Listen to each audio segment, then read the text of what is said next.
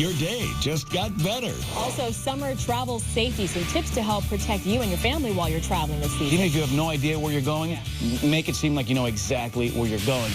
She looks like she could be the theme of every classic magazine. Well, that's her thing, but I'm not worried, 'cause I will be your close to kiss on the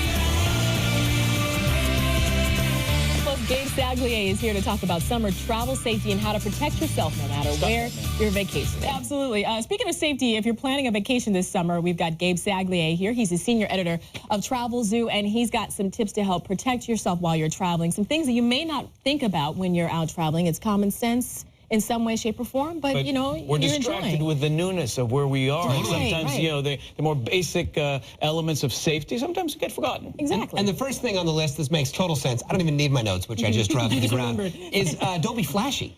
Don't be a show-off. I know this is it's going to be tough for a guy like JD. My thing will have to go back. JD takes a wad of euros to pay for a cappuccino. But How much you need? Here you go. So, but you know, yeah, wads of cash, flashy jewelry. You know, you want to be a little bit more discreet with that kind of a thing. That can be an invitation to potential muggers.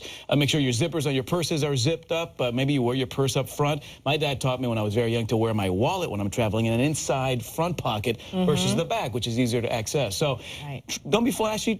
Conceal that wallet. Yeah, and you're in and out of your bag so often that remembering to re-zip them all the time is so important. Good Yeah, stuff. because this one pickpocketed you in the break there. You saw that. It was easy. pretty fast. He's good. Okay, also don't be a loner. This is the thing that people will kind of like target the others that they see by themselves instead of with the family or a group of people. Strength in numbers, no doubt about it. You're going somewhere late at night for a little bit of a late night frolic. Take friends with you. You know, strength in numbers. Also, they can be your voice of reason. If you are by yourself and you got to get back to your hotel, it's a part of town you don't know, splurge on that cab ride instead of walking through dark parts of town you don't know. But yeah, if you can be with at least one other person, the buddy system can certainly be a friend. And what you said about splurging on a cab feeds into the next point, which is don't be cheap. It's okay to look for value, but don't be cheap. Exactly. My wife was going to be shocked I'm even saying this. Don't be cheap, because I'm the king of value here. But yeah, you know, value and cheap are two different things. Let's face it. If you go cheap on your stay, that could potentially put you in a part of town that's a little bit sketchy. So that's just the reality in a lot of locations. So you know, I'd rather promote traveling in the off season and saving some money on a great hotel in a great location,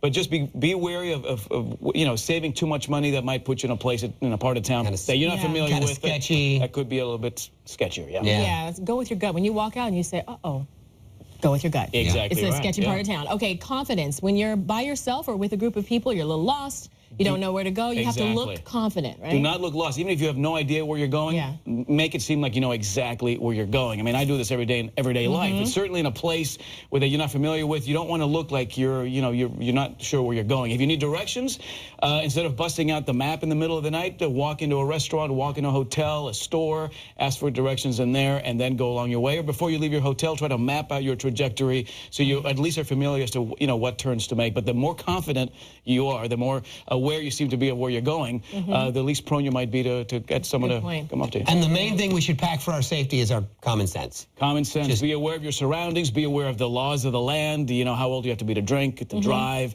Just think twice. I slept once because I locked myself out of my hotel room in Florence in a park overnight. Now I survived to tell that tale, but I would never do that again. And common sense should really prevail when you're traveling, particularly to places you've not been to before. And then get your directions straight before you get in the car. Yeah, and I don't sit there. Before you get in the car. And if you wouldn't do it in your hometown or city, it's probably not safe to go and do. Don't try it somewhere else. Some foreign thing. Thank you, Gabe. As always, guys, safe travel. You can find a link to more great information on how to keep safe while traveling at bettertv.com. All right, and we've got much more to come on Better after this.